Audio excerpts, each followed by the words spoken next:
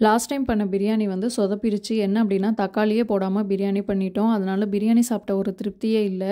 அதனால இந்த வாரமும் பிரியாணி தான் பண்ணியிருந்தாங்க.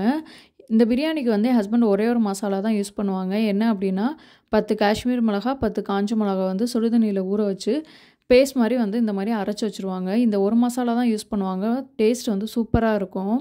நம்ம எப்போதும் பண்ற மாரி ஸ்பைசஸ், வெங்காயம், இஞ்சி பூண்டு பேஸ்ட்டு, தக்காளி, தயிர், புதினா கொத்தமல்லி, அரைச்சு வச்சிருக்க பேஸ்ட்டு, எடுத்து வச்சிருக்க சிக்கன் எல்லாத்தையும் போட்டு நல்லா ஒரு கிண்டிட்டு ஒரு 5 மினிட்ஸ் வந்து வேக வச்சுருவாங்க.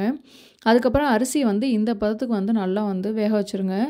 வேக வச்ச ரைஸையும் போட்டுட்டு, தேவைக்கேற்ப வந்து தண்ணி ஊற்றிருங்க. ஊற்றிட்டு எங்கள் வீட்டில் வந்து இந்த மாதிரி தான் தம் போடுவோம். ஏதாவது வெயிட் வந்து மேலே வச்சு தான் தம் போடுவோம். இதை வச்சுட்டு ஒரு சிம்மில் வச்சுருங்க. சிம்மில் வச்சுட்டு ஒரு 15 மினிட்ஸ் வந்து கழித்து நீங்கள் ஓப்பன் பண்ணிங்க அப்படின்னா சூப்பரான ஒன்றோடு ஒன்று ஒட்டாமல் ஒரு உதிரியான ஒரு பிரியாணி வந்து ரெடி ஆயிரும். செம டேஸ்ட்டாக இருந்துச்சு. நான் பிளேட்டில் போட்டுட்டு உங்களுக்கு காமிக்கிறேன். இந்த வீடியோ பிடிச்சிருந்துச்சுன்னா லைக் பண்ணுங்கள். மறக்காமல் நம்ம சேனலை சப்ஸ்கிரைப் பண்ணிடுங்க. தேங்க்யூ.